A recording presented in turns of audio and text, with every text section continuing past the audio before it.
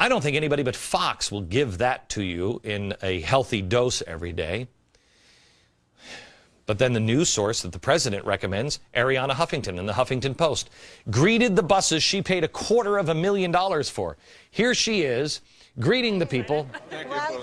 Thank you so much. Welcome to the Jon Stewart rally. By the way, the Huffington Post now gets money for their investigative arm from the Tides Center, which is backed by George Soros. So, you have that. There's your news people. There's your news people. And here's your non-political rally with the phone banks. And here's your Organizing for America. I mean, that's not non-political. Again, I believe this rally was co-opted. I think they were just out for a promotion for the show and some laughs. But I'm showing you how these rallies are treated so very differently. This rally was about one thing. Get your news from a comedian because you can trust him. He's the one like you. And the Huffington Post is your credible news source, not Fox News. I don't think that's what Jon Stewart intended. I actually wrote to Jon Stewart, I think it was on Thursday or Friday, and I wished him luck with the rally. And I meant it. And after watching his speech, I have to say this. John, we disagree on a great many things, but I don't think we disagree on the type of people that we need to be as individual Americans. Congratulations on what seemed to be a mostly successful event. I felt for you there a couple of times, but dying is easy, comedy is hard. I challenge the rest of the media to forget the messengers for a minute, whether it be Jon Stewart or me. Forget the messengers. Stop trying to shoot them. And look at the messages sent at the two rallies. What are the chances that they would ever do that? No. Instead, they'll just keep pretending that real news and real sanity is coming from Comedy Central. And they'll dismiss the message that we both sent. Back in a minute.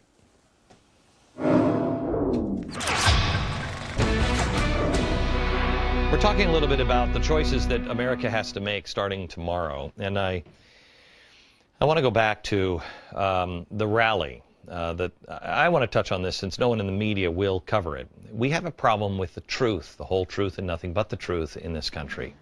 And that's partly what this election is about, the truth.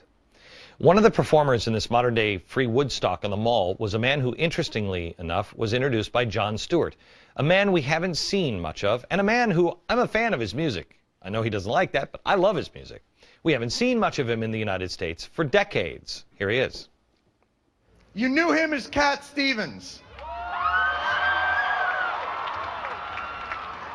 His melodies have inspired millions of us to be better people. Ladies and gentlemen, Joseph, or as it is also pronounced, Yusuf. Okay. I mean, what he doesn't tell you about Cat Stevens, I mean, now, Yusuf, in addition to his first name, his last name. I mean, he's not Madonna. It's Yusuf Islam.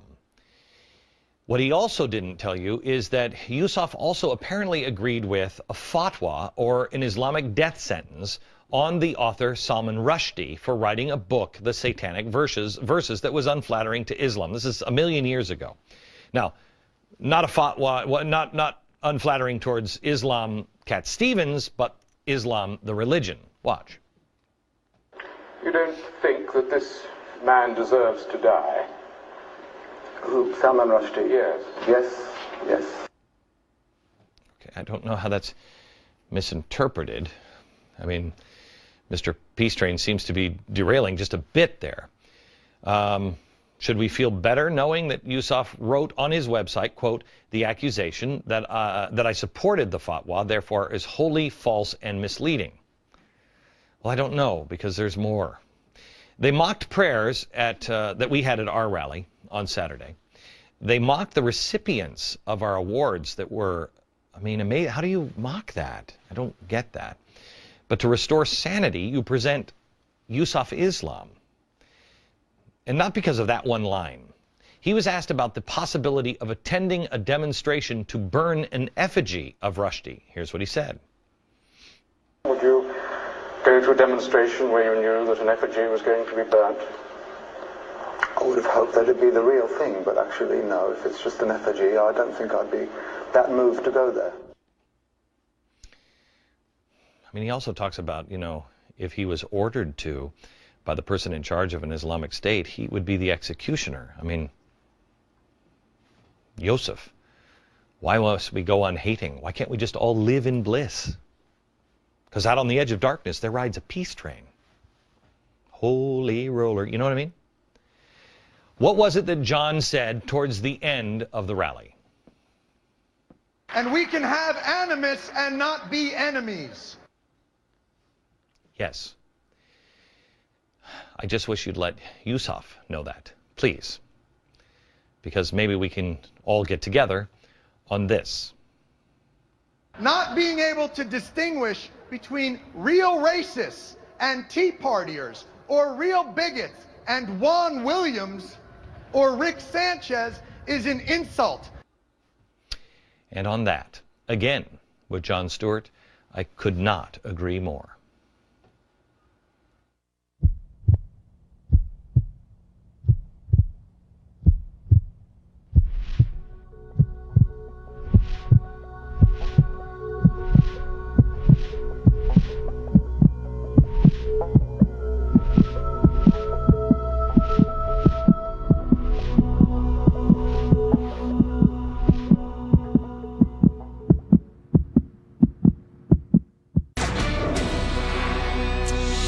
Tonight, I want to tell you a little bit about my weekend. I did a book tour this weekend in New England, and New England is kind of a New England. If you've never been there, it's beautiful, and the people are great, but it's not exactly the most conservative area of the country. When I went to New England 2 years ago on a book tour, I sensed thousands of people came out, and I really sensed that they were afraid. There was fear there. People are not afraid anymore. What I sensed this time around was they were determined, they were united, it struck me as they had done their homework. It struck me as though they were informed. They didn't seem angry.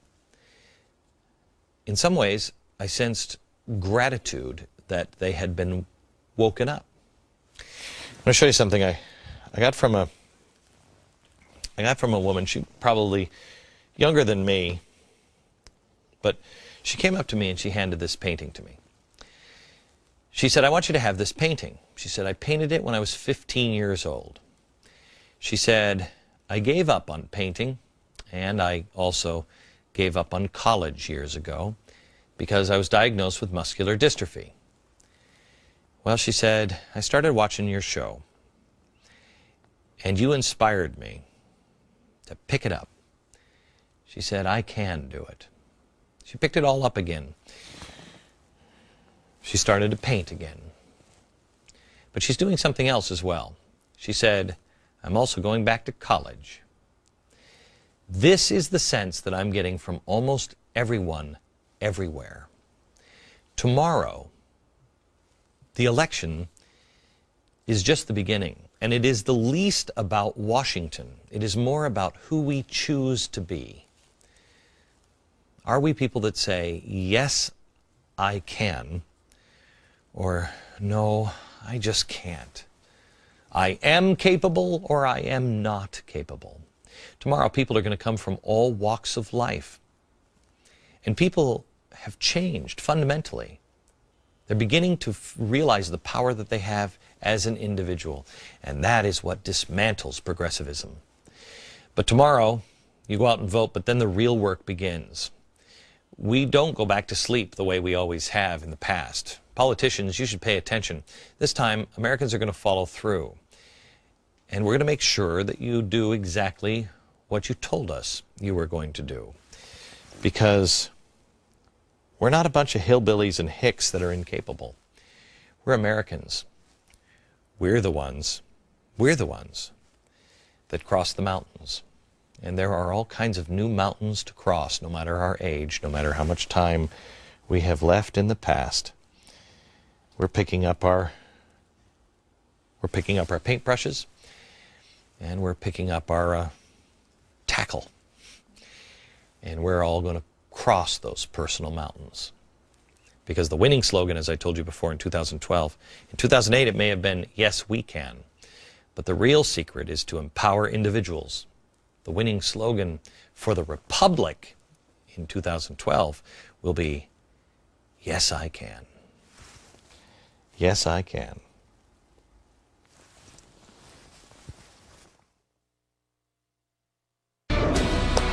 All right, now for the shallow people like me, here's the moment you've been waiting for.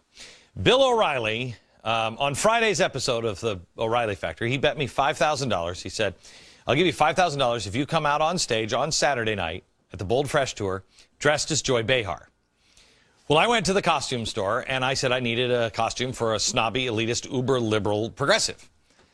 And I think he owes me $5,000 because here's what they gave me.